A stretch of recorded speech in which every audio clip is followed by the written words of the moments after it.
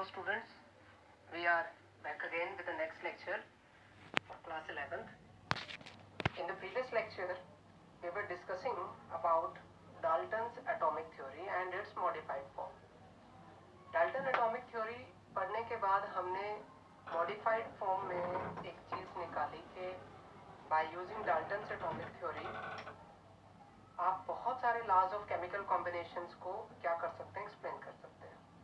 Then there were many scientists like Berzelius सबसे पहले आया, उसने कहा there should be some relation between the volume and the number of atoms.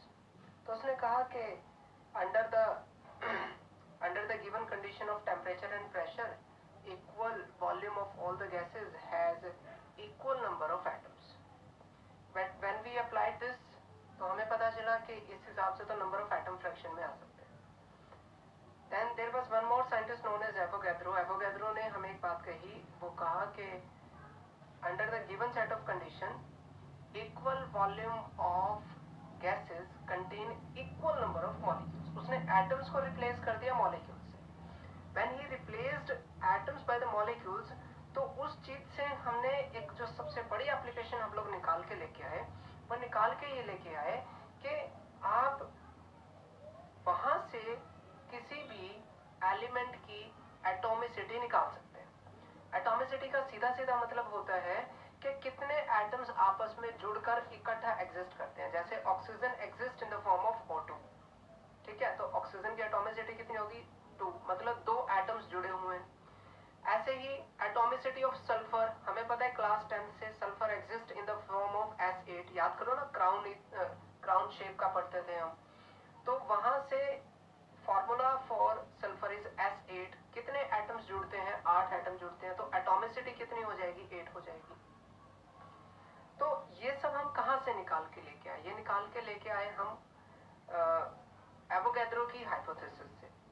जब Avogadro की हाइपोथेसिस की आप दूसरी एप्लीकेशन की बात करें, तो वहां कल हमने लिखा था, लास्ट वीडियो में लिखा था कि मॉलिक्यूलर मास हम निकाल सकते हैं. Molecular mass is equal to 2 into vapour density, या molecular mass is equal to,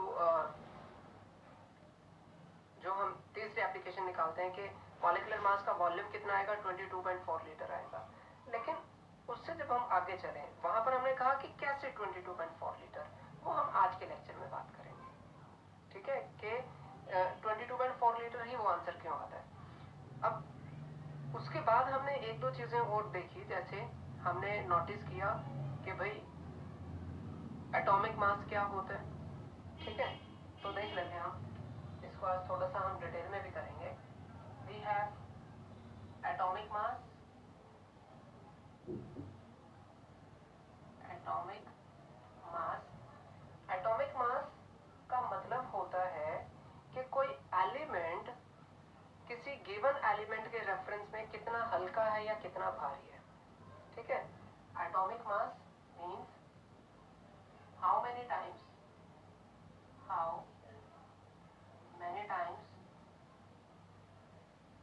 any element is heavier than C12. और एटॉमिक मास को हम लोग किस में मेजर करते हैं, एटॉमिक मास को मेजर करते हैं एटॉमिक मास यूनिट में. यानी कि atomic mass is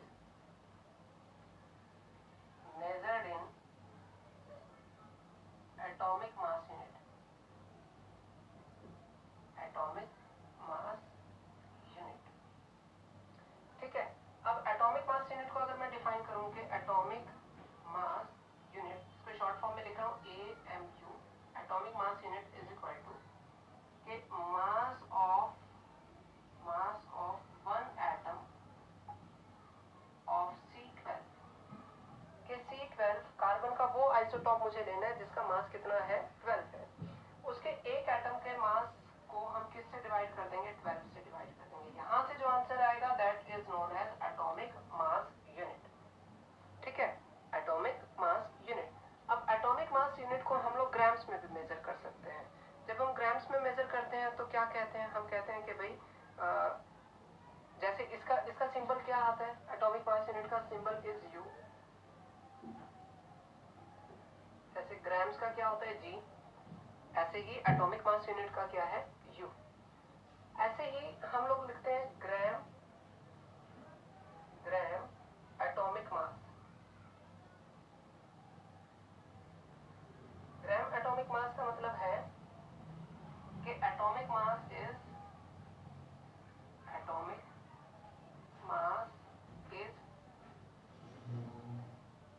expressed in grams. जैसे अगर एटॉमिक मास को मैं लिखता हूँ किसमें, एटॉमिक मास यूनिट के टर्म्स में, तो उसके पीछे सिंबल क्या मिलेगा आपको यू। अगर आपको उसके पीछे सिंबल मिलता है जी, तो वो क्या है ग्राम एटॉमिक मास है। जैसे फॉर एग्जांपल मैं कहता हूँ कि नाइट्रोजन का एटॉमिक मास को मैं दो तरीके से लिखता हूँ, one is 14 you, second is 14 ग्राम। ठीक है, तो ये क्या है आपके पास, ये है आपके पास ग्राम एटॉमिक मास। एटॉमिक मास किसमें है, एटॉमिक मास में मैंने एक्सप्रेस किया ग्राम्स में, और ये 14 यू क्या आ जाएगा, this is your simply atomic mass, simple atomic mass है ये। ठीक है, इस हिसाब से आप किसी को भी एक्सप्रेस कर सकते हैं कि अगर पीछे जी लग गया तो आपको उसके आगे एक और टर्म चिपका देनी है या लगा देनी है, and that term is your grams. तो जैसे एटॉमिक मास होता है, ऐसे ही आपके पास क्या होगा, मॉलिक्यूलर मास भी होगा। मॉलिक्यूलर मास में हम क्या कहेंगे कि 1 मोल का कितना मास आता है। ठीक है, तो इन छोटी छोटी टर्म्स को आप क्लास 9th में पढ़ चुके हैं, वहां से आप इनको समझ सकते हैं। नहीं समझ आती तो आप सिर्फ इतना सा याद रखें कि एटॉमिक मास का मतलब है कि कोई एलिमेंट का सिंगल एटम जो है, सिंगल एटम कितने कितने जो है कितना हैवी है या कितना हल्का है C12 के कंपैरिजन में, वो होता है उसका एटॉमिक मास। ठीक है, इसका एक और मतलब यहाँ पर, चलो वो हम बाद में डील करेंगे। हम इससे आगे चलें तो आज हम जो बात करेंगे, आज हम बात करेंगे मोल। ये भी एक ऐसा टॉपिक है जो हम क्लास 9th में पढ़ चुके होते हैं। ठीक है, क्लास 9th में हम लोग इसको पढ़ चुके होते हैं, but still let's start this again. Mole, ये मोल क्या होता है, तो देखो बड़ा सीधा सा आंसर है। मैं आपसे पूछूं कि 1 मीटर में कितने सेंटीमीटर होते हैं। ठीक है, I ask you 1 metre is equal to how many centimetre. सबको पता है आंसर कितना है, 100। ठीक है, I know answer is 100 centimetre.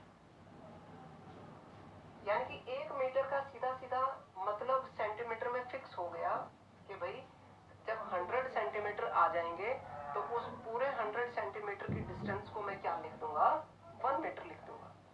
ऐसे ही आपके पास अगर आ जाए कि भाई 1 किलोमीटर में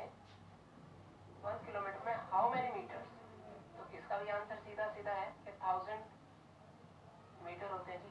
कि जिस दिन 1000 मीटर आ जाएंगे उस डिस्टेंस को मैं क्या लिख दूंगा, 1 किलोमीटर। ऐसे ही नॉर्मली जब आप बनाना परचेज करने जाते हो मार्केट में, तो वो किसके हिसाब से मिलते हैं, डजन के हिसाब से मिलते हैं। 1 डजन बनाना का सीधा सीधा मतलब है 1 डजन मीन 12 आइटम्स।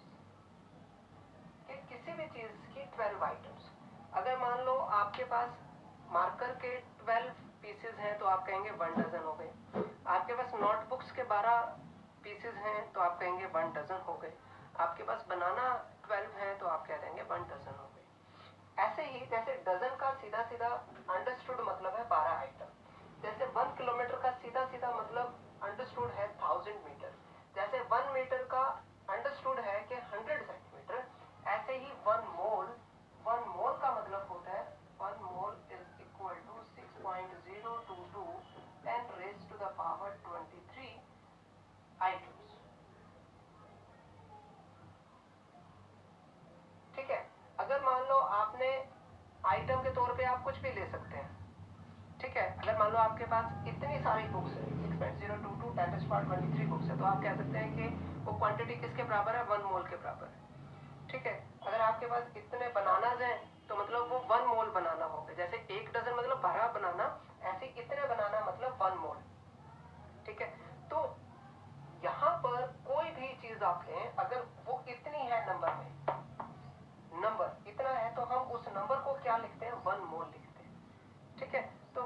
सीधा सीधा मतलब हो गया किसी भी चीज की इतनी यूनिट्स वो होंगी हमारे पास 1 मोल। अब मोल कॉन्सेप्ट का हम क्यों पढ़े, सबसे पहला क्वेश्चन। भाई देखो, इससे हम बहुत सारी चीजें सीख सकते हैं। क्या क्या चीजें सीख सकते हैं आप ये बता सकते हैं। अगर मैं आपको कहूं कि आपके पास 1 ग्राम शुगर है, ध्यान से सुनना मेरी बात, आपके पास क्या है 1 ग्राम शुगर है, और मैं आपको कहूं कि बेटे क्या आप मुझे बता सकते हैं कि 1 ग्राम शुगर के अंदर शुगर के कितने मॉलिक्यूल्स हैं। पार्टिकल्स नहीं मैं पूछा, शुगर के कितने मॉलिक्यूल्स हैं। तो आप क्या करेंगे, उसको ब्रेक करेंगे, तोड़ेंगे, उसको पाउडर फॉर्म में ले आएंगे। जब पाउडर फॉर्म में ले आएंगे तो क्या एक एक मॉलिक्यूल को आप गिन सकते हैं, नहीं गिन सकते। लेकिन हाँ, मोल कॉन्सेप्ट एक ऐसा कॉन्सेप्ट है जिससे आप आसानी से बता सकते हैं कि 1 ग्राम शुगर में कितने मॉलिक्यूल्स आएंगे। या मैं आपको कहूं कि भाई अगर शुगर के आपके पास 1000 मॉलिक्यूल हैं, किसी भी चीज के 1000 मॉलिक्यूल हैं, तो क्या आप बता सकते हो उस 1000 मॉलिक्यूल्स का मास कितना होगा, उनका वजन कितना आएगा। ये भी हम किससे बता सकते हैं, 1 मोल से बता सकते हैं। 1 मोल मोल कॉन्सेप्ट का एक और एडवांटेज है मेरे पास, वो ये है कि अगर आपके पास 10,000 बंदे हों, 10,000 पीपल यू हैव, और आपको 10,000 पीपल के लिए चेयर्स को अरेंज करना है, तो कितना एरिया लगेगा। आप कैसे कैलकुलेट करते हैं, आप कैलकुलेट करते हैं कि भाई देखो एक चेयर का एरिया इतना ऑक्यूपाई करता है, मतलब एक पर्सन के लिए अगर मैं 2 फीट का एरिया रखता हूँ या 3 फीट का एरिया रखता हूँ, स्क्वायर फीट का मतलब 3 स्क्वायर फीट का एरिया रखता हूँ, तो 1000 लोगों के लिए कितना आ जाएगा, 3000 स्क्वायर मीटर चाहिए।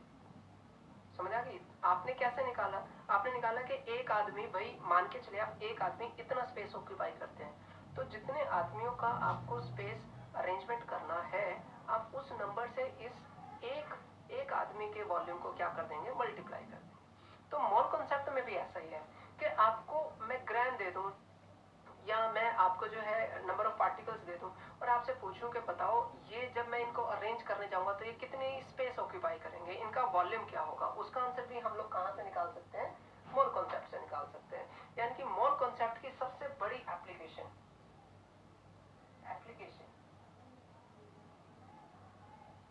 हालांकि ये सिर्फ मैं प्राइमरी तौर पे बता रहा हूं आपको, एप्लीकेशन ऑफ मोल कॉन्सेप्ट।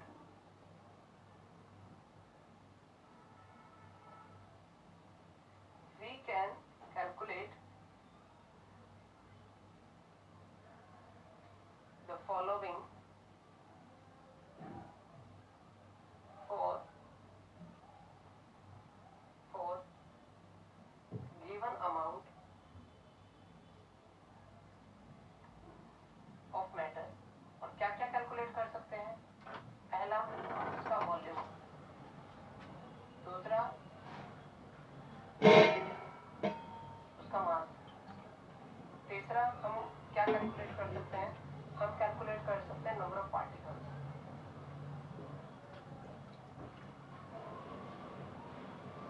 ठीक है, ये चीजें जो है हम सबसे ज्यादा इस्तेमाल कर सकते हैं। अब यहाँ पर और समझ लीजिए आप कि क्या है, you can have a screenshot here ताकि आप यहाँ से नोट बना सकें। हालांकि अभी चीजें शुरू नहीं हो रही, it's just a base, but take a screenshot, इसके बाद हम आगे मूव करेंगे। देखिए, तो एप्लीकेशन में आपने कहा कि भाई 3 चीजें हम लोग कैलकुलेट कर सकते हैं, पहला वॉल्यूम, दूसरा मास, तीसरा नंबर ऑफ पार्टिकल्स। कैसे कैलकुलेट कर सकते हैं, देखिए मोल कॉन्सेप्ट की सबसे बड़ी जो स्पेशलिटी है वो है इसके न्यूमेरिकल्स। और न्यूमेरिकल्स को सॉल्व करने के 2 मेथड्स होते हैं। पहला मेथड होता है जिसमें आप बहुत सारे फॉर्मूलाज को याद करते हैं कि भाई इसके लिए ये वॉल्यूम निकालना है तो ये फॉर्मूला है, नंबर ऑफ पार्टिकल्स निकालने तो ये फॉर्मूला है, नंबर ऑफ मोल्स निकालने तो ये फॉर्मूला है, बहुत सारे फॉर्मूलाज हैं। और दूसरा तरीका है कि क्लास 5 में आपने एक मेथड सीखा था और उस मेथड को नाम देते हैं हम unitary method. Unitary method stands for कि भाई हम क्या करते हैं, जैसे एक सिंपल सा एग्जांपल, एक पर्सन है जो मार्केट में गया और वो एक बुक शॉप पे पहुंचा, उसने जो है एक नोटबुक परचेज की, जो है नोटबुक की वैल्यू जो है वो है 10 रुपीज। तो बताओ 15 नोटबुक परचेज करने के लिए उसको जो है कितने पैसे देने पड़ेंगे। तो आंसर पता है आपको कि एक नोटबुक का प्राइस है 10 रुपीज, तो 15 आपको करना है तो 10 मल्टीप्लाई 15, तुक्का पता चल गया, उसको आप 15 से मल्टीप्लाई कर दो, 150 विल बी द आंसर। यही मेथड हम लोग यूज अगर करते हैं तो आपको एक सिंगल फॉर्मूले की भी जरूरत नहीं पड़ेगी। हम पहले कुछ फॉर्मूलाज कुछ न्यूमेरिकल सॉल्व करेंगे by the help of unitary method. Unitary method solve करने के बाद हम वहां से फॉर्मूला भी डिराइव करके आपको बताएंगे कि ये फॉर्मूला ऐसे बनता है, ठीक है। So you must be careful here. तो उसके लिए, उस यूनिटरी मेथड के लिए आपको एक बेसिक सी बात याद रखनी है, और वो बेसिक सी बात क्या है? वो बात है 1 mole is equal to 6.022 10 raised to the power 23। ये एटम भी हो सकते हैं और ये क्या हो सकते हैं? Molecule. Is equal to mass, ठीक है। और इस मास को हम लोग मास ना लिख के क्या लिखते हैं? Molar mass. क्या लिखते हैं? Molar mass. और is equal to 22.4 litres, is equal to 22.4 litres. अब ये 22.4 लीटर कहां से आया, इसको मैं आज के ही वीडियो के एंड में आपको बताऊंगा, लेकिन फिलहाल आप याद करके चलेंगे वो कितना है? 22.4 लीटर है। अब यहां से समझिए कि कोई भी न्यूमेरिकल आपको दिया है तो आप कैसे सॉल्व करेंगे। सॉल्व करने का सबसे पहला तरीका कि आप ये लाइन लिख लीजिए हर बार, ठीक है। किसी भी न्यूमेरिकल को जब आप स्टार्ट करेंगे तो सबसे पहले ये लाइन लिखेंगे। उसके बाद आप क्या करेंगे? इन चारों चीजों में से, चार कौन कौन सी है? मोल, एटम्स या मॉलिक्यूल्स, मास या फिर वॉल्यूम। Litre means volume. इन चारों में से कोई एक चीज गिवन होगी और दूसरी चीज क्या करनी होगी? कैलकुलेट करनी होगी। जो चीज गिवन है, आई रिपीट, जो चीज गिवन है आप उसको कहां रखेंगे? लेफ्ट हैंड साइड पर। और जो चीज कैलकुलेट करनी है वो कहां रखेंगे? राइट हैंड साइड पर। जो चीज गिवन है वो लेफ्ट पर, जो चीज कैलकुलेट करनी है वो राइट हैंड साइड पर। तो सिर्फ इतनी सी बात आपको याद रखनी है, ठीक है। अब कैसे यूज करना है देखें। हाँ, उससे पहले आप एक बार इस लाइन को भी लिख सकते हैं कि इस लाइन को कैसे यूज करेंगे आप लोग। आई होप ये आपने लिख लिया होगा। मूविंग ऑन, हम एक स्टेटमेंट पढ़ रहे हैं यहाँ, या मैं उसको लिख भी दूंगा। Calculate the mass of an atom of silver. Calculate the mass of an atom of silver. Symbol for silver is Ag, and here you are given atomic mass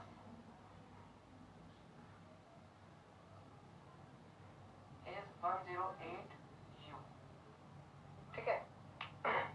यहाँ पर देखें, एक बड़ी सिंपल सी बात है, हमें क्या निकालना है? मास। ये आपको कैलकुलेट करना है। गिवन क्या है? An atom. एन एटम मतलब कि नंबर ऑफ एटम्स, ठीक है। एन एटम मतलब नंबर ऑफ एटम्स, और वो नंबर कितना है? 1 है। अब इसको समझिए आप कि इसके लिए अगर मैं मोल कॉन्सेप्ट लगाऊं, then I will say 1 mole of Ag, 1 mole of silver will be equal to 6.022 10 raised to the power 23 atoms of silver। क्योंकि हमें पता है कि silver exist in the form of Ag, that's why वो क्या हो जाएगा? उसका एटम हो जाएगा। अब इतने का मास किसके इक्वल होगा? मोलर मास के। और मोलर मास उसने आपको कितना दिया? 108। 108। यहाँ पर आप अपने आप के लिए एक बात समझें कि अगर मैं यहाँ पर 108 की बजाय 108G लिख देता तो इसका मतलब क्या होता? इसका मतलब होता कि 108G मतलब, G मतलब mass of, this is mass of 1 मोल। 1 मोल मतलब इतने सारे एटम्स का मास ये आएगा। लेकिन अगर मैं 108U लिखता हूं तो इसका मतलब है मास ऑफ 1 एटम, ठीक है। तो यहाँ कंफ्यूज होने की जरूरत नहीं है। आप कभी भी मोल कॉन्सेप्ट में U की डीलिंग नहीं करते, एक्सेप्ट वन केस, वो भी सिर्फ एक ही न्यूमेरिकल है हमारे पास। बट जब भी आप मोल कॉन्सेप्ट लिखेंगे तो हमेशा यूनिट किस में रखनी है? ग्राम्स में। तो इससे हमें कोई मतलब नहीं है। और इसका वॉल्यूम कितना आएगा 22.4 लीटर। ठीक है, अब इसमें फिर से देख लो, कैलकुलेट क्या करना है, मास। मास कहाँ है, मास ये रहा जी, ये क्या करना है, calculate, this is to be calculated. ठीक है, गिवन क्या है, number of atoms, number of atoms क्या है, गिवन है। ठीक है, मतलब चार चीजें ना आपके पास, मोल, एटम्स, नंबर ऑफ एटम्स, दूसरा मास और तीसरा क्या, वॉल्यूम। इसमें से एक चीज गिवन है, और गिवन क्या है, गिवन है नंबर ऑफ एटम्स। कैलकुलेट क्या करना है, कैलकुलेट करना है मास। तो इसका मतलब मोल से मुझे कोई लेना देना नहीं है, मुझे वॉल्यूम से भी कोई लेना देना नहीं है। अभी मैंने थोड़ी देर पहले बताया था कि अगर मैं यूनिटरी मेथड का यूज करूंगा तो जो चीज कैलकुलेट करनी है, क्या कैलकुलेट करना है, नंबर ऑफ एटम्स, वो कहाँ होने चाहिए, राइट हैंड साइड पर, और जो चीज गिवन है वो कहाँ होना चाहिए, लेफ्ट हैंड साइड पर। अगर ऐसा है तो यहाँ से देखें, तो नंबर ऑफ एटम्स को मैं कहाँ रखूंगा, लेफ्ट हैंड साइड में। पहली लाइन यहीं से शुरू करूंगा मैं, ये 6.022 into 10 raised to the power 23 atoms of silver is equal to 108 ग्राम। ठीक है, 108 ग्राम।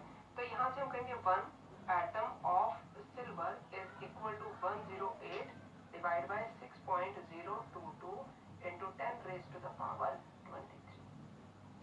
ठीक है ना, ये आ गया ना, 1 ग्राम के अंदर कितने नंबर ऑफ एटम्स आएंगे, इतने नंबर ऑफ एटम्स आने वाले हैं। सिंपल।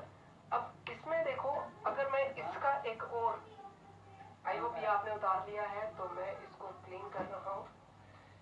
इसी का एक और पार्ट है मेरे पास, वो क्या कहता है वो देखें आप एक बार। वो कहता है calculate the mass of one molecule of carbon dioxide. Calculate the mass of one molecule of carbon dioxide CO2। तो देखो इसमें से फिर से लगाओ, 1 mole of CO2 is equal to 6.022 10 raised to the power 23। अब यहाँ देखो CO2 मॉलिक्यूल है, this is not atom, this is molecule. तो 6.022 मॉलिक्यूल्स लिखूंगा मैं।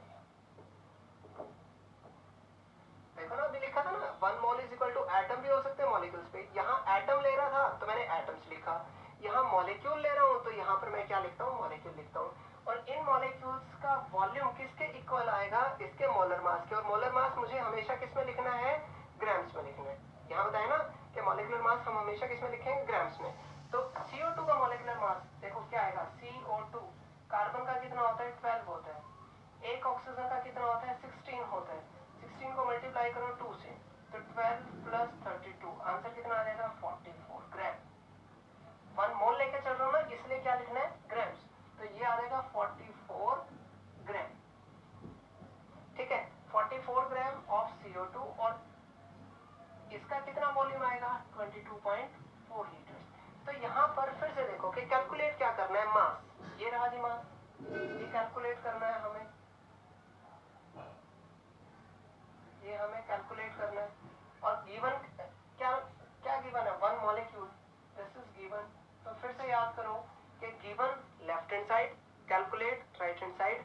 हर एक न्यूमेरिकल की पहली लाइन यही है, यानी कि यहाँ पे मैं लिखूंगा कि 6.022 into 10 raised to the power 23 molecules of CO2 weigh कितने ग्राम, 44 ग्राम, है ना। कितना मास आ जाएगा उनका, 44 ग्राम्स आ जाएगा। और यहाँ से आ जाता है 1 मॉलिक्यूल, 1 मॉलिक्यूल ऑफ CO2 का मास कितना आ जाएगा, 44 divided by 6.022 into 10 raised to the power 23, इतने ग्राम्स आ जाता है। ठीक है, ये क्या आ जाता है, इतने ग्राम्स आ जाता है। यानी कि अगर कभी भी नंबर ऑफ मॉलिक्यूल्स को मुझे किस में कन्वर्ट करना हो, ग्राम्स में। ठीक है, number of molecules,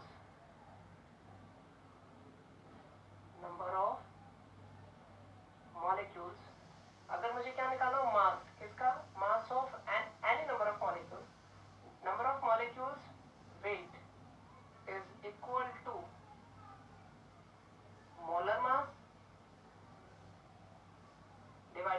Avogadro number. Avogadro number किसको बोलते हैं? एवोगैड्रो नंबर बोलते हैं इस क्वांटिटी को 6.022 10 रेज़ टू द पावर 23 को हम क्या लिखते हैं? Avogadro number. अगर मान लो यहाँ पर एक और सिचुएशन हो जाती कि वो 1 मॉलिक्यूल ना पूछ करके वो मुझसे कह देता कि मुझे निकालना है किसमें 1000 मॉलिक्यूल्स का, 1 मॉलिक्यूल का नहीं, कितने का? 1000 का। अगर 1000 का निकालना होता तो देखो मैं कहता कि 6.022 10⁻23 मॉलिक्यूल्स का वेट कितना है? 44। तो 1 मॉलिक्यूल का कितना आएगा? 44 डिवाइडेड बाय दिस। अब कितने का निकालना है मुझे? 1000 का निकालना है। 1000 मॉलिक्यूल्स ऑफ CO2 का वेट कितना आ जाता कि molecular mass divided by Avogadro number और मल्टीप्लाई बाय 1000। ठीक है, ये मेरे पास क्या आ जाता?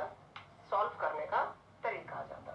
देखो इस चीज को आप जितना ज्यादा प्रैक्टिस करते रहेंगे आपको उतना ज्यादा समझ आती रहेगी। या इसमें अगर आप न्यूमेरिकल्स में कहीं पर थोड़ा सा भी ये शो करते हैं कि लेजीनेस शो करेंगे तो आपको न्यूमेरिकल्स पे आपकी जो पकड़ होगी वो कमजोर हो जाएगी।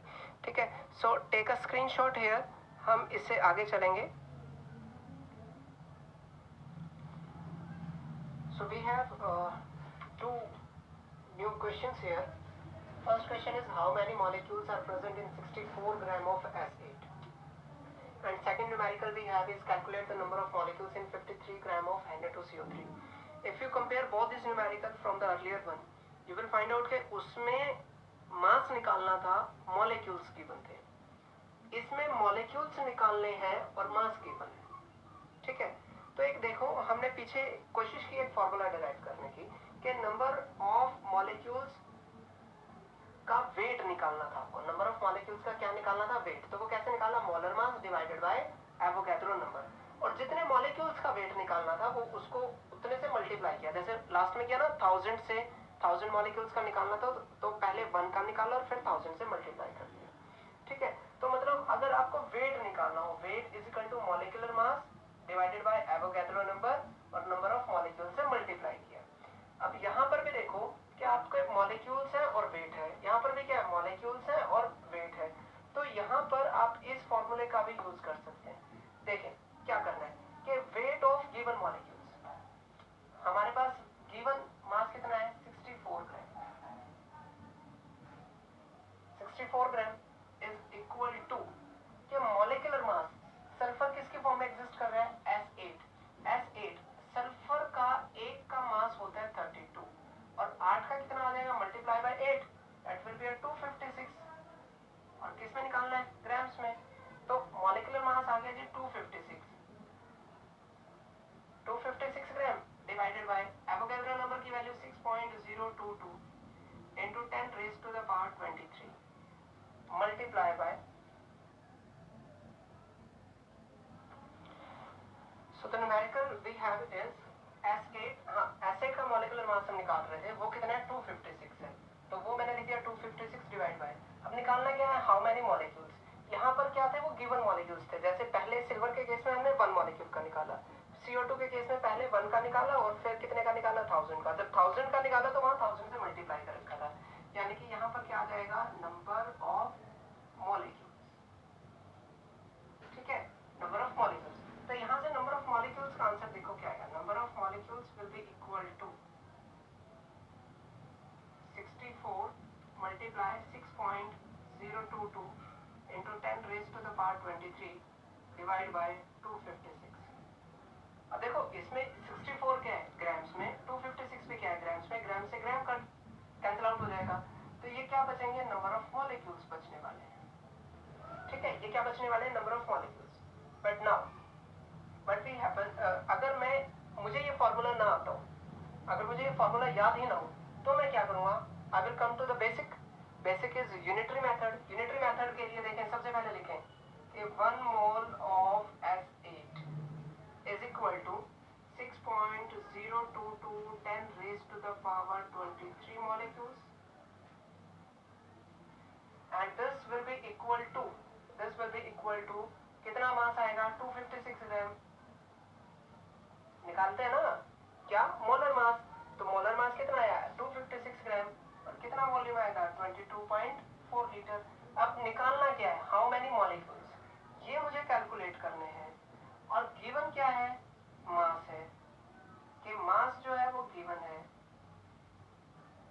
यानी कि मुझे वॉल्यूम से कुछ नहीं लेना देना, मुझे मोल से कुछ भी नहीं लेना देना।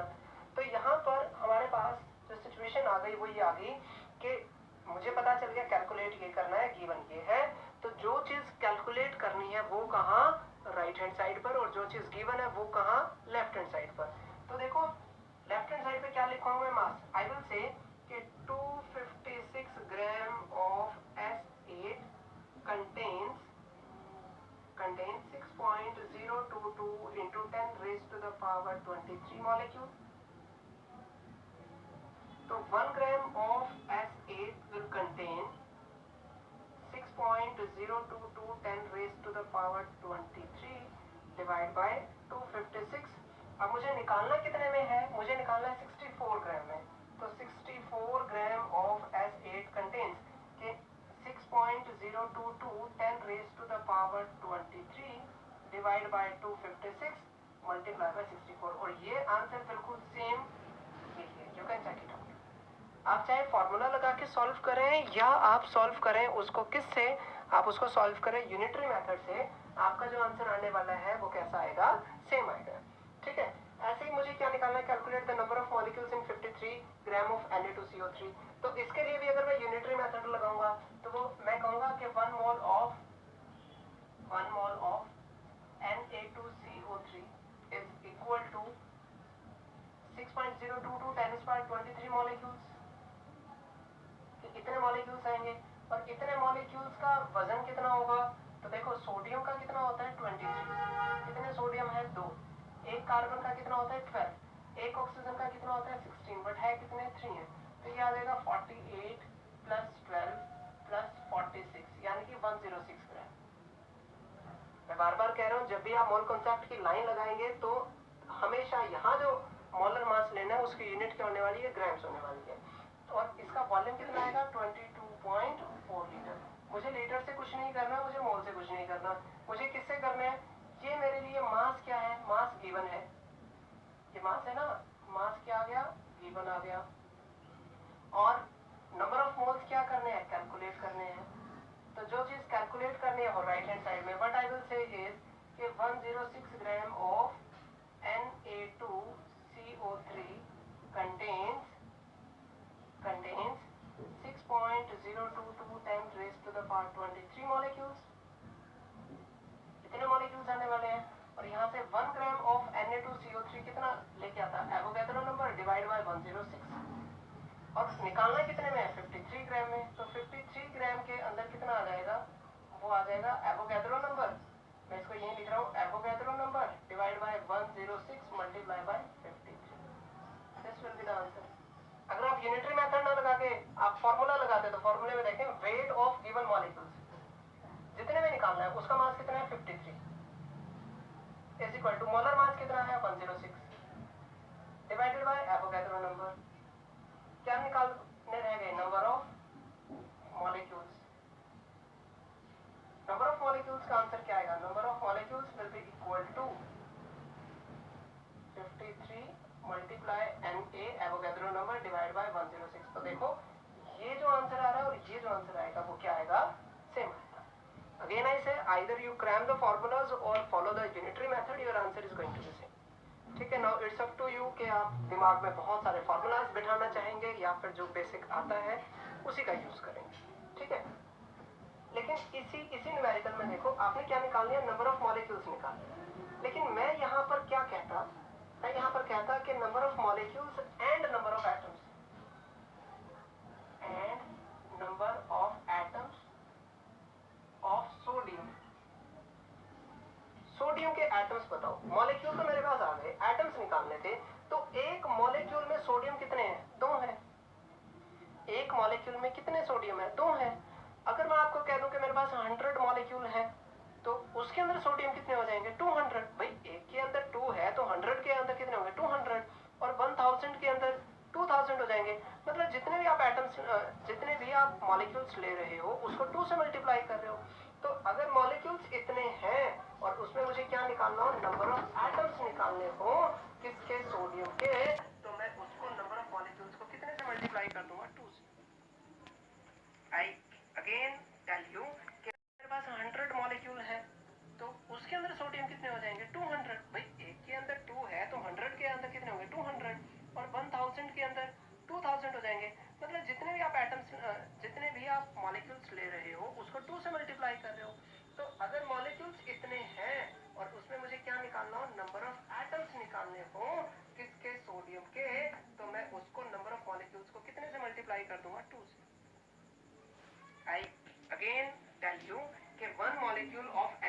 SiO3 contains 2 sodium atoms.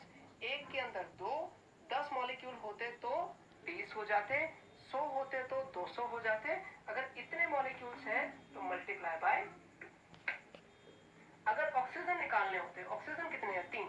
तो एक मॉलिक्यूल में कितने हैं? 3 है. तो इतने मॉलिक्यूल्स में कितने हो जाते हैं? Multiply by 3. We have couple of more numericals here. The first numerical, I hope statement, yes, it's readable. Calculate the number of moles in 392 gram of H2SO4, 44.8 liter of CO2 at STP, and 6.022 times per 20 molecules of water. देखिए, हर एक के लिए मैं पहले ही starting में लिख लेता हूँ. That 1 mole will be equal to Avogadro number of atoms या फिर molecules is equal to atomic mass. अगर एटम लिया है तो atomic mass, gram atomic mass basically, gram atomic mass. और अगर मॉलिक्यूल लिया तो gram molecular mass is equal to 22.4 litre. यहाँ मैं आपको एक पॉइंट और बता दूं कि ये 22.4 लीटर जो होता है एट एसटीपी होता है. एसटीपी मतलब स्टैंडर्ड टेम्परेचर एंड प्रेशर. यहाँ पर टेम्परेचर की वैल्यू कितनी होती है? 273 केल्विन. और प्रेशर कितना होता है? 1 atm का. यानी कि अगर मैं टेम्परेचर और प्रेशर को इतना रखूंगा तो वॉल्यूम आएगा 22.4 लीटर्स. अगर टेम्परेचर और प्रेशर इतना नहीं है तो आंसर 22.4 लीटर नहीं आ सकता, वो कुछ और आता है. ठीक है, तो हर एक के लिए हम ये बात जो है रखेंगे. और फिर से बेसिक याद करेंगे कि जो चीज गिवन है वो लेफ्ट हैंड साइड, जो चीज कैलकुलेट करनी है वो राइट हैंड साइड. नाउ पहला देखें, 392 ग्राम ऑफ H2SO4. कैलकुलेट क्या करने हैं? नंबर ऑफ मोल्स ये निकालने हैं. तो नंबर ऑफ मोल्स को उठा के कहाँ ले जाएंगे? राइट हैंड साइड में. फॉर अगर मैं क्या गिवन है? ग्राम्स, यानी कि 1 मोल निकालना है और गिवन है मास. और H2SO4 क्या है? मॉलिक्यूल. मतलब मैं क्या लूंगा? Gram molecular mass. Gram molecular mass मतलब क्या? मॉलिक्यूलर मास को किस में लिखना है? ग्राम्स में लिखना है. Then I will say for H2SO4, H2SO4 का जो मॉलिक्यूलर मास होता है वो 98 ग्राम होता है. कैसे निकाला है? हाइड्रोजन का 1, सल्फर का 32 और ऑक्सीजन का 16. तो आप जब पुट करेंगे आंसर विल बी 98. तो पहली लाइन तो हमेशा यही. तो पहली लाइन क्या कहती है कि ग्राम मॉलिक्यूलर मास, यानी कि 98 ग्राम ऑफ H2SO4 क्या निकालना है? Have 1 mole. तो ये आंसर किसमें चाहिए? 1 मोल में चाहिए. तो 1 gram of H2SO4 will have 1 divided by 98. और अब कितना है? 392 gram of H2SO4 will have 1 upon 98 multiply 392. ये क्या आ गए मेरे पास? Number of moles. किससे? जब आपके पास क्या गिवन हो? मास गिवन हो कि भाई इतने ग्राम में निकालो या 392 ग्राम में निकालो. तो यहाँ से जो दूसरा फॉर्मूला मेरे पास आता है वो आता है नंबर ऑफ मोल्स का. Number of moles is equal to given mass divided by molar mass. ठीक है, गिवन मास देखो कितना था ना? 392 ग्राम था. तो 392 तो ऊपर आया है और मोलर मास कितना आया है? 98, वो नीचे आया है. तो हर बार अगर आपको मास गिवन है और नंबर ऑफ मोल्स निकालने हैं तो फॉर्मूला क्या लगने वाला है? Given mass divided by molar mass. तो ये आप कर सकते हैं. अच्छा, क्या इस फॉर्मूले का यूज करके मैं इसका फर्स्ट पार्ट निकाल सकता हूँ? बिल्कुल निकाल सकता हूँ. कैसे? अभी हम सॉल्व करेंगे. तो ये हमारे पास क्या हो गया इसका first part. Let's come to the second part. Second part में वो क्या कहता है? 44.8 litre of CO2 at STP. STP कह के उसने आपको एक बात कह दी कि भाई मैं वॉल्यूम कितना कंसीडर कर सकता हूँ? 22.4 लीटर. वॉल्यूम कितना कंसीडर कर सकता हूँ? 22.4 लीटर. तो यहाँ से पहली लाइन यही उठाओ कि क्या गिवन है? लीटर. कैलकुलेट क्या करना है? मोल्स. तो आई विल से कि 22.4 litre of CO2 is equal to 1 mole. तो 1 लीटर ऑफ CO2 अगर होता तो 1 डिवाइडेड बाय 22.4 लीटर. अब निकालना किसमें है? 44.8 लीटर्स में. तो ये कितना है? 1 अपॉन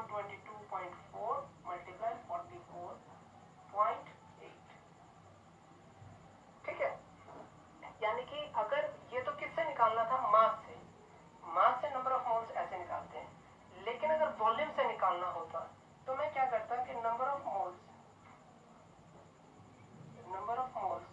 फॉर गैस, क्योंकि वॉल्यूम तो किसका लेंगे, गैस का ले रहे हैं, ठीक है। और नंबर ऑफ मोल्स अगर मास से है तो ये फॉर्मूला है, और इसके लिए क्या आ जाएगा, given volume divided by molar volume. और मोलर वॉल्यूम की वैल्यू कितनी आएगी, हमेशा 22.4 लीटर। तो नंबर ऑफ मोल्स जब भी निकालना है, अगर वॉल्यूम है तो given volume divided by molar volume, अगर मास है तो given mass divided by molar mass, ठीक है। So this is my second numerical. अब आ जाए थर्ड पार्ट, 6.022 10⁻20 मॉलिक्यूल्स। अब क्या किससे काम है, नंबर ऑफ मॉलिक्यूल्स निकालना, क्या है, नंबर ऑफ मोल्स। तो नंबर ऑफ मोल्स को उठा के लेके जाओ राइट हैंड साइड में, और पहली लाइन यही कि भाई 6.022 10⁻23 मॉलिक्यूल्स, इनका वजन, या इसके अंदर कितने मोल्स हैं, 1 मोल। तो 1 मॉलिक्यूल के अंदर कितना होता है, 1 डिवाइडेड बाय 6.022 10⁻23। अब निकालना किसमें, 6.022 10⁻20 मॉलिक्यूल्स में कितना आ जाएगा, 1 divided by Avogadro number multiply by 6.022 10⁻23। तो सॉरी 23 की बजाय क्या है, 20 है यहाँ पर, यानी कि गिवन, जो गिवन था। यानी कि यहाँ से भी अगर मुझे आपको नंबर ऑफ मोल्स बताने हो, then what I will say कि number of moles is equal to given molecules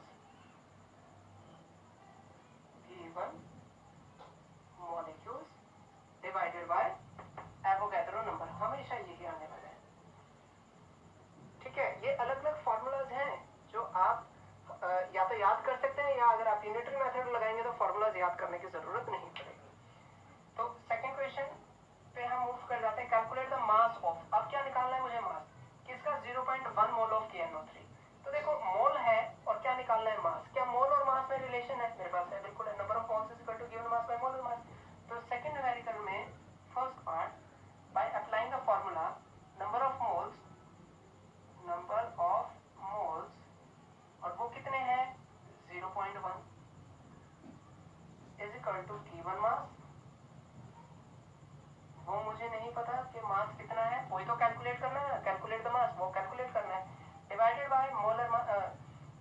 molar mass कितना आएगा KNO3 का, देखो पोटेशियम का होता है 39 मोलर मास, कैसे निकालेंगे, 39, नाइट्रोजन का होता है 14, और ऑक्सीजन का कितना होता है 16 मल्टीप्लाई बाय 3। तो यहाँ से मास किसके इक्वल आ जाएगा, mass will be 0.1 multiply by, यानी कि number of moles multiply by molar mass. Molar mass कितना है, वो है 39 प्लस 14 प्लस 48, ठीक है ना। मतलब फॉर्मूला हम वही यूज कर रहे हैं, और कौन सा फॉर्मूला है, formula is that number of moles is equal to given mass divided by molar mass. फिर से देखें, हमारे पास क्या है, सेकंड पार्ट में number of molecules, first part हो गया, नंबर ऑफ मॉलिक्यूल्स है और क्या निकालना है, मास निकालना है। नंबर ऑफ मॉलिक्यूल्स है और क्या निकालना है, मास निकालना है।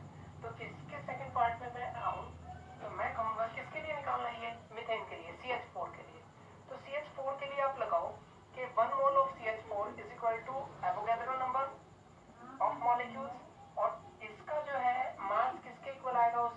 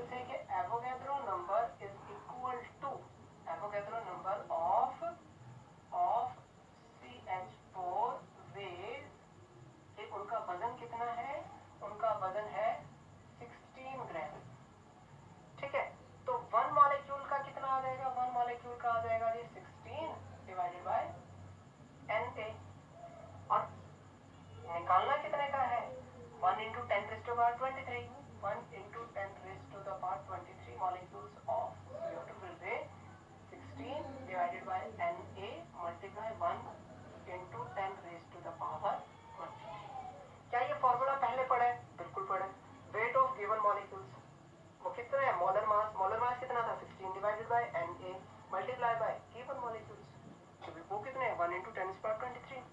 चलिए नेक्स्ट की हम बात करते हैं, यहाँ से सेकंड वे मेरे पास हो जाता है। थर्ड की बात कर लेते हैं कि 112 सेंटीमीटर क्यूब वॉल्यूम दे रखा है और वॉल्यूम से क्या निकालना है, मास निकालना है।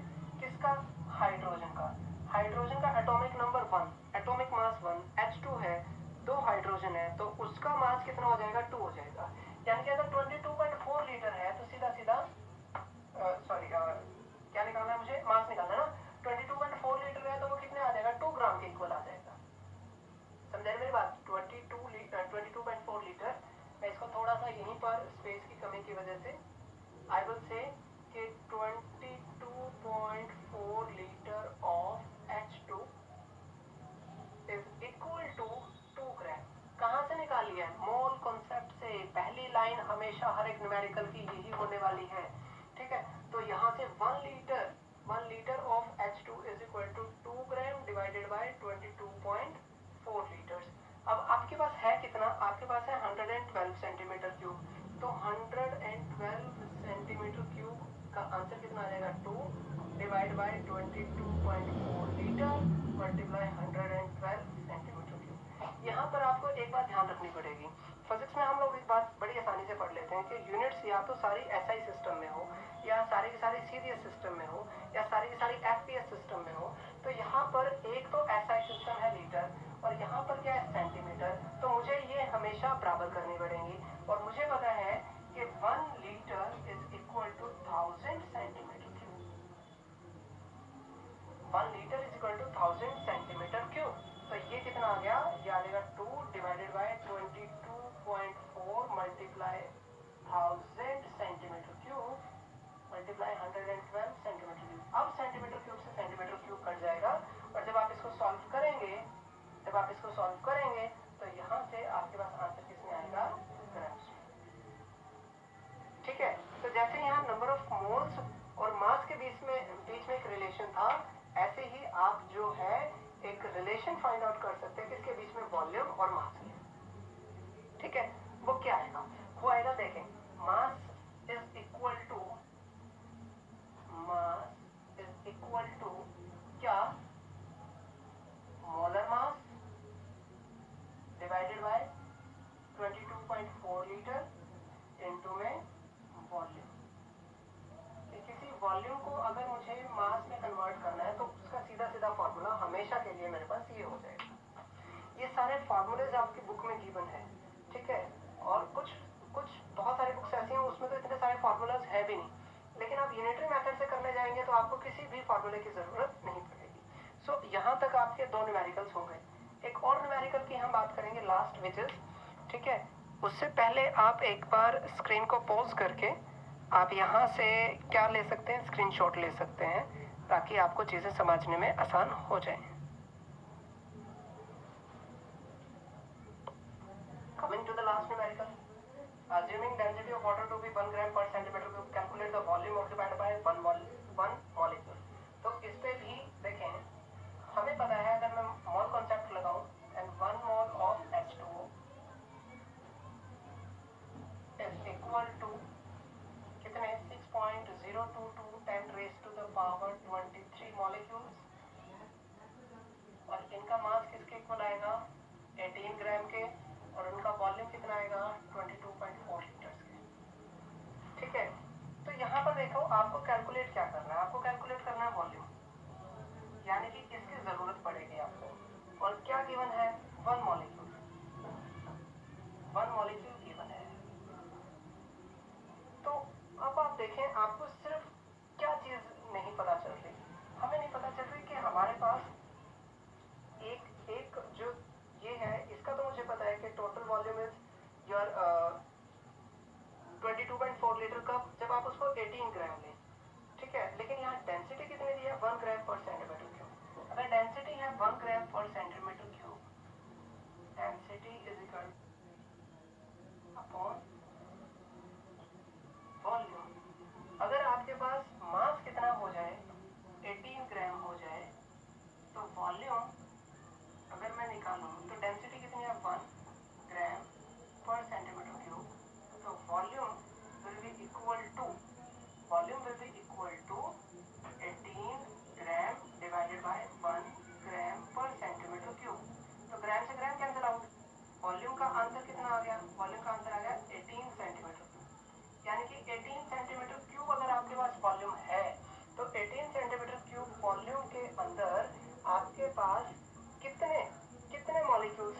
आपके पास आ जाएंगे 6.022 and 10 raise to the power 23। ठीक है, 18 सेंटीमीटर क्यूब के अंदर आपके पास जो मॉलिक्यूल्स आएंगे वो कितने आएंगे? देखो ना, 18 ग्राम किसके इक्वल है? 22.4 लीटर के। और 18 ग्राम किसके इक्वल है? 6.022 10 पावर 23 सेंटीमीटर क्यूब। अगर मैं 1 डेंसिटी लेके चलता हूँ 1 ग्राम पर सेंटीमीटर क्यूब, तो वहां से वॉल्यूम किसका? 18 ग्राम का। 18 ग्राम का। देखो ये कब आता है? ये तब आता है जब आपके पास एसटीपी हो। लेकिन अब मुझे नहीं पता कि एसटीपी है कि नहीं है, तो मैंने जो डेंसिटी की है वहां से वॉल्यूम निकाला, तो वॉल्यूम आया 18 सेंटीमीटर क्यूब। ये 18 ग्राम जिसको अब तक मैं 22.4 लीटर लिखता था, लेकिन किस पे? एट एसटीपी, वो अब कितना है? 18 सेंटीमीटर क्यूब। तो यहाँ पर 22.4 लीटर की बजाय मेरे लिए आंसर क्या आना चाहिए? 18 centimetre cube. Then I will say कि 18 सेंटीमीटर क्यूब के अंदर जो नंबर ऑफ मॉलिक्यूल्स हैं, जो नंबर ऑफ मॉलिक्यूल्स हैं, दैट इज योर 6.022, या मैं लिखूंगा कि 6.022 10 raise to the power 23 molecules is equal to 18 centimeter cube. So one molecule will be equal to 18 divided by 6.022 10 raised to the power 23. देखिए, numerical mole concept से थोड़ा सा हटके है। क्यों हटके है? क्योंकि हर बार तो हम क्या लिखते थे? 22.4 लीटर। लेकिन याद करो, जब भी आपने 22.4 लीटर लिखा, उसके साथ कंडीशन दी थी कि एसटीपी होना चाहिए। लेकिन यहाँ उसने मुझे नहीं बताया, स्टेटमेंट में कहीं नहीं लिखा हुआ कि एसटीपी है कि नहीं है। तो उसने मुझे कहा कि डेंसिटी इतनी है, कि density is equal to mass upon volume. तो यहाँ से मैंने मास कितना लिया? 18 ग्राम। क्यों? क्योंकि स्टेटमेंट का जो न्यूमेरिकल का फर्स्ट सॉल्यूशन है वो इसी स्टेटमेंट से आने वाला है, 18 ग्राम डिवाइड बाय वॉल्यूम। तो यहाँ से वॉल्यूम निकला कि 18 सेंटीमीटर क्यूब के। 18 ग्राम जिसको मैं अब तक 22.4 लीटर मानता था, वो तो एक्चुअल में किसके इक्वल है? 18 सेंटीमीटर क्यूब के। तो 18 ग्राम 18 सेंटीमीटर क्यूब के इक्वल है, और 18 ग्राम ही इतने मॉलिक्यूल्स के इक्वल है। तो इनडायरेक्ट वे में 18 centimetre cube is equal to इतने मॉलिक्यूल्स, या इतने मॉलिक्यूल्स का वॉल्यूम कितना आ गया? 18 सेंटीमीटर क्यूब। तो वहां से एक मॉलिक्यूल का वॉल्यूम निकल। ठीक है, ऐसे कि मॉल कॉन्सेप्ट को बहुत ज़्यादा प्रैक्टिस करने की ज़रूरत पड़ेगी। अगर आप प्रैक्टिस नहीं करेंगे तो ये थोड़ा सा ट्रिकी सा पार्ट आ जाता है। So practice hard. And formulas हमारे पास बहुत सारे हैं, आप याद करना चाहें याद करें, लेकिन मैं याद नहीं करता क्योंकि मुझे यूनिटरी मेथड ज़्यादा आसान लगता है। ठीक है, you can take a screenshot here.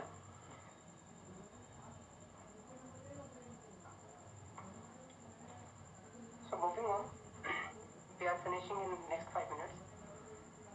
In the starting of the chapter, sorry, in the starting of this video I said कि I will answer the two questions कि why we always use 22.4 liter at STP, क्यों हम use करते हैं। दूसरा कि Avogadro की hypothesis हमने जो ली थी, उसकी जब एप्लीकेशन में हम गए, वहाँ से हमने कहा कि भाई सबसे पहला तो हम एटॉमिसिटी को प्रेडिक्ट कर सकते हैं। दूसरा हम प्रेडिक्ट कर सकते हैं कि मॉलिक्यूलर मास कैसे निकाल सकते हैं हम लोग। और तीसरा हम निकाल सकते हैं कि जो एवोगैड्रो ने कहा कि equal volume of all the gases under the given condition of temperature and pressure have the same volume. ठीक है, हैव द सेम वॉल्यूम। तो वॉल्यूम कितना आएगा? वो आएगा 22.4 लीटर। तो उन में से पहला क्वेश्चन एटॉमिसिटी को हम एक्सप्लेन कर चुके हैं, बाकी बच गए दो। तो देखो उनको कैसे एक्सप्लेन करेंगे। One application was molecular mass is equal to 2 into vapour density. पहला क्वेश्चन आता है कि वेपर डेंसिटी क्या होता है। तो देखो, मान लेते हैं आपके पास बहुत सारे गैसेस हैं, उस गैस है या वेपर्स हैं, तो उस वेपर्स में से किस वेपर की डेंसिटी ज्यादा है, उसको हम लोग क्या बोलेंगे? Vapour density. लेकिन ये वेपर डेंसिटी जो होती है वो विद रिस्पेक्ट टू समथिंग होती है। जैसे एटॉमिक मास यूनिट किसके विद रिस्पेक्ट है? Atomic mass of C12। Atomic mass unit को ऐसे हमने डिफाइन किया था ना, कि एटॉमिक मास को हमने ऐसे डिफाइन किया था कि कोई एलिमेंट किसी रेफरेंस के कंपैरिजन में, और रेफरेंस क्या लिया था? C12 के कंपैरिजन में कितना हल्का है या कितना भारी है, वो उसका एटॉमिक मास होता है। ऐसे ही जो वेपर डेंसिटी होती है, वेपर डेंसिटी होती है density of gas divided by density of hydrogen. आप फिजिक्स में पढ़ते हैं रिलेटिव डेंसिटी। रिलेटिव डेंसिटी में हम लोग वही करते हैं, या रिफ्रैक्टिव इंडेक्स पढ़ते हैं, तो उसको भी विद रिस्पेक्ट टू वैक्यूम लेके आते हैं हम, कि in the media divided by vacuum. ऐसे ही जब वेपर डेंसिटी है, एक्चुअल में this is relative density with respect to hydrogen, कि density of gas divided by density of hydrogen. Density of gas का मतलब है कि अगर मैं दोनों का वॉल्यूम फिक्स कर लूँ, करना चाहता हूँ क्योंकि मैं एवोगैड्रो की हाइपोथेसिस लगाऊंगा कि under the given condition of temperature and pressure equal volume, तो मैंने दोनों का वॉल्यूम क्या लिया, इक्वल लिया। आई विल से कि mass of certain volume at STP divided by mass of certain volume of the hydrogen gas at STP. अब क्योंकि सर्टेन है तो सर्टेन को मैं बाद में डिफाइन भी कर सकता हूँ, ये 1 लीटर है, ये 2 लीटर है, मतलब अगर ये 1 लीटर है तो ये भी 1 लीटर है, ये 100 लीटर है तो ये 100 लीटर है। तो अगर एवोगैड्रो की हाइपोथेसिस लें और यहाँ पर वॉल्यूम बराबर कर दें तो इसका मतलब है mass of n molecules of gas divided by mass of n molecules of H2, क्योंकि दोनों के अंदर नंबर ऑफ मॉलिक्यूल्स क्या हो जाएंगे, बराबर हो जाएंगे। किसके अकॉर्डिंग, एवोगैड्रो की हाइपोथेसिस के अकॉर्डिंग। तो मास n, यहाँ पर n बराबर है तो I can say mass of 1 molecule of mass of gas divided by mass of 1 molecule of H2। तो vapor density is equal to mass of 1 molecule। mass of 1 molecule मतलब उसका molecular mass, और hydrogen का molecular mass कितना होता है 2, तो इसका मतलब है molecular mass is equal to 2 into vapor density। I repeat, vapor density क्या है, vapor density relative density है, किसके with respect, हाइड्रोजन के। तो डेंसिटी का फॉर्मूला लगाया, क्योंकि मैं एवोगैड्रो हाइपोथेसिस लगाना चाहता हूँ तो मुझे वॉल्यूम क्या करना पड़ेगा, फिक्स करना पड़ेगा। तो वॉल्यूम फिक्स किया, अब वॉल्यूम फिक्स है तो उसके अंदर नंबर ऑफ एटम्स भी बराबर होंगे, तो दोनों n लिए, दोनों क्योंकि नंबर ऑफ एटम्स बराबर है तो वो कैंसिल आउट हो जाएंगे, क्या रह जाएगा, ऊपर भी 1 नीचे भी 1। तो 1 मॉलिक्यूल ऑफ हाइड्रोजन का मास कितना होता है, 2 होता है, तो मॉलिक्यूलर मास कितना आ जाएगा, 2 इंटू वेपर डेंसिटी आ जाएगा। ठीक है, तो एक तो मुझे ये पता चला, लेकिन अभी तक जो मेन इंपॉर्टेंट क्वेश्चन है कि वाई 22.4 लीटर, वो मैं अभी तक नहीं पहुंच पा रहा। उसके लिए देखो मैं क्या कहूंगा, मैं कहूंगा कि molecular mass is equal to 2 into vapour density, और vapour density is equal to density of gas divided by density of H2। फिर उसको भी मैं क्या लिख सकता हूँ, mass of certain volume at STP divided by mass of certain volume at H2। तो यहाँ पर मैं इसको क्या लिख रहा हूँ, 2 इंटू वेपर डेंसिटी की जगह मैं लिख रहा हूँ मास ऑफ सर्टेन वॉल्यूम। ठीक है, मास ऑफ सर्टेन वॉल्यूम, और सर्टेन वॉल्यूम को भी मैंने कितना लिया, 1 litre at STP divided by mass of certain volume, volume ये भी कितना लिया, 1 litre of H2 eight STP. अगर आप 1 लीटर ऑफ H2 लेते हैं तो ये कितना आ जाता है, ये आ जाएगा 2 into mass of certain volume. ठीक है, डिवाइडेड बाय ये जो है 1 लीटर, उसका आंसर कितना आता है, 0.089। और अगर आप 2 को किससे डिवाइड करें, 0.089 से डिवाइड करें तो वो किसके इक्वल आ जाएगा, वो आ जाएगा आपके पास 22.4 लीटर के। अगर मैं इसको सॉल्व करूं तो ये आ जाएगा 22.4 litre multiply mass of certain. और यार मैं बार बार कह रहा हूँ कि 1 लीटर ले रहा हूँ मैं सर्टेन वॉल्यूम की जगह, यानी कि mass of 1 litre of gas multiply 22.4 litre is equal to molecular mass. तो मॉलिक्यूलर मास जब भी आप लिखेंगे, molecular mass is equal to 22.4 litre multiply mass of 1 litre of the gas. ठीक है, तो इसको जब आप सॉल्व कर रहे हैं तो आपके पास कितना आ रहा है, आपके पास आ रहा है 22.4 लीटर। इसका मतलब क्या हो गया, इसका मतलब हो गया कि अगर आप कंडीशंस ले एसटीपी और कितना वॉल्यूम ले किसी भी चीज का, 22.4 लीटर लें, ठीक है, तो वो किसके बराबर आएगा, उसके मॉलिक्यूलर मास के बराबर आएगा। तो ये अगर आपको समझ आता है तो वेल एंड गुड, नहीं आता तो घबराने की बिल्कुल जरूरत नहीं है, क्योंकि आप जब आगे केमिस्ट्री में मूव करेंगे तो आपको ये ऑटोमेटिकली चीजें समझ आनी शुरू हो जाएंगी, क्योंकि इसमें बहुत सारी चीजें लेट करके चलनी पड़ रही है। यहाँ पर हमें उसका मास में डील किया, फिर हम ऊपर वॉल्यूम में ले आए, क्योंकि ऊपर हमें आंसर वॉल्यूम का रिलेशन चाहिए था तो वॉल्यूम को वॉल्यूम रखा, नीचे हमें मास का रिलेशन चाहिए था तो वॉल्यूम को किस में कन्वर्ट कर दिया, मास में कन्वर्ट कर दिया। ठीक है, तो अकॉर्डिंग टू द रिक्वायरमेंट हम चेंज कर रहे हैं। तो this is for your supplementary knowledge, आप इसको लिख सकते हैं, ठीक है, प्रैक्टिस कर सकते हैं। बट आज का जो मेन टॉपिक था that was mole concept. Mole concept के फार्मूलेज निकलते हैं, but what I believe is कि आप फार्मूलाज याद करने के बजाय अगर यूनिटरी मेथड करेंगे then it will be a better option. ठीक है, नेक्स्ट टाइम जब हम मिलेंगे तो कुछ एक दो क्वेश्चंस और सॉल्व करेंगे मॉल कॉन्सेप्ट का, और उसके बाद हम चैप्टर में आगे मूव करेंगे। मैं बार बार कह रहा हूँ, आज का जो टॉपिक है वो थोड़ा सा ट्रिकी है, आपको जो है लेक्चर को 2 बार या 3 बार गो थ्रू करना पड़ेगा, तब जाके आपको ये समझ आएगा। ठीक है, एनसीईआरटी के अलावा you can take help from the other books. आप ज़्यादा से ज़्यादा क्वेश्चंस को प्रैक्टिस करें, जितने क्वेश्चंस प्रैक्टिस करेंगे मॉल कॉन्सेप्ट आपको उतना अच्छा समझ आता रहेगा। ठीक है, तो मिलते हैं next time, and don't forget to like, share and subscribe, and you can have a screenshot here so that it's easy for you to prepare your notes.